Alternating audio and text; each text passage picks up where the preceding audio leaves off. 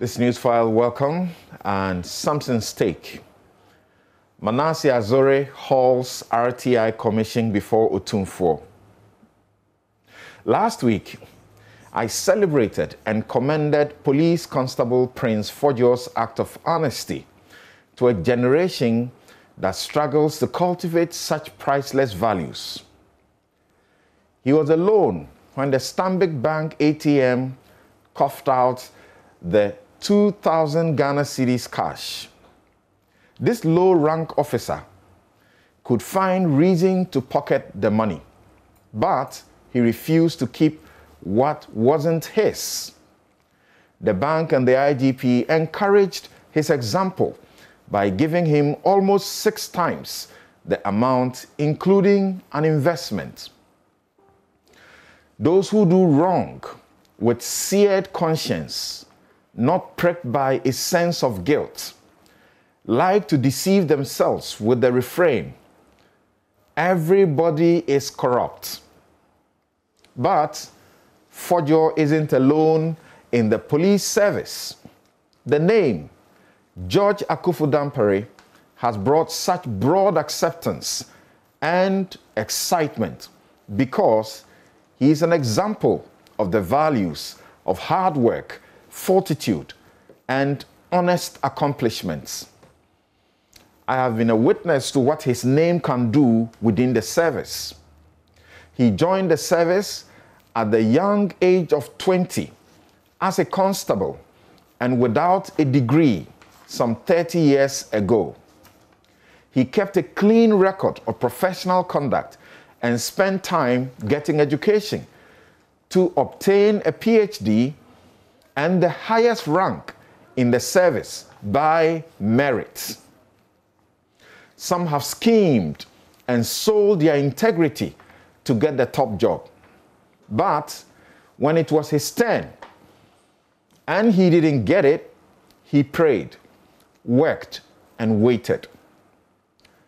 Soon after I started working for the BBC while at Love FM, 2 journalists approached me with bad evidence of news about a beverage giant and sought my collaboration to extort money by threatening a publication if the company didn't pay a bribe. I didn't think twice, rejecting the offer, however tempting, for a young graduate. So I know there are journalists without a scruple of principle or integrity, and they are not difficult to tell at all. If we were serious about the fight against corruption and criminalize unexplained wealth by all, we will find it is not only civil servants or public office holders and a load of politicians who are thieves. Multiple award-winning journalist Manasseh Azore Awene rode a motorbike when he rejected all sorts of very tempting offers to drop investigations he conducted. In one case, I was contacted to tell him to drop a story for a good car and cash. I cautioned the elderly, quote-unquote, respectable man sent by a big politician never to try that on Manasseh again. I politely got him out of my law office.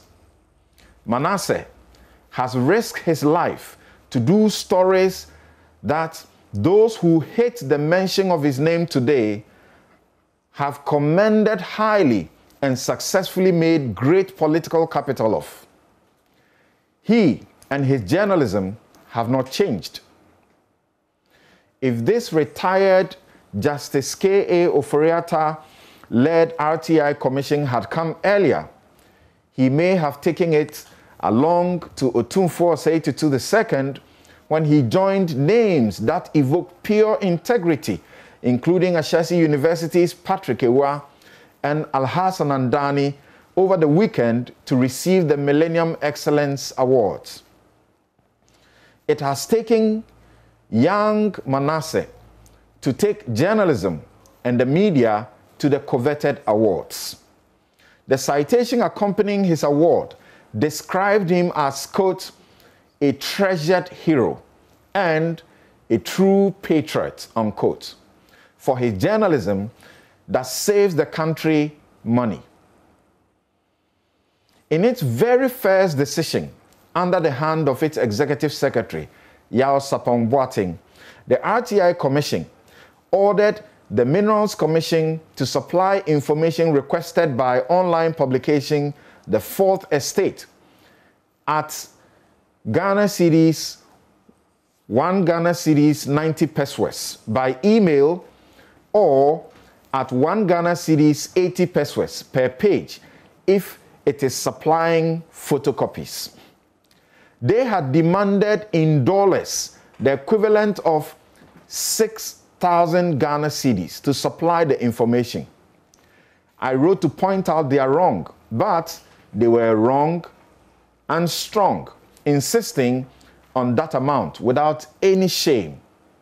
The RTI Commission's fidelity to the law is an act of integrity that will be etched in history. Dear public servant in charge of information generated with taxpayers' money, the law commands that if the information requested is about a matter in the public interest, it must be supplied free of charge. Mark that, free of charge. If it is information subject to a fee, you must charge only the actual cost of reproducing it for the requester. Again, be reminded that the RTI law is what you must always use because it overrides all other laws governing supply of information to any person who seeks it.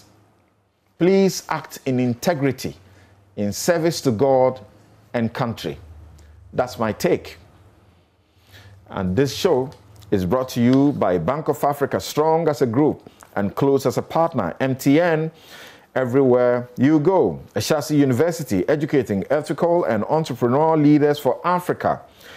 Robert & Sons, seeing is believing. We lead. Home is where you start from. Star Assurance, your solid partner. Duraplast, where Duraplast goes, water flows. DBS Industries, everything the best you seek in roofing. And SEMA, helping people and business to succeed. We'll be right back.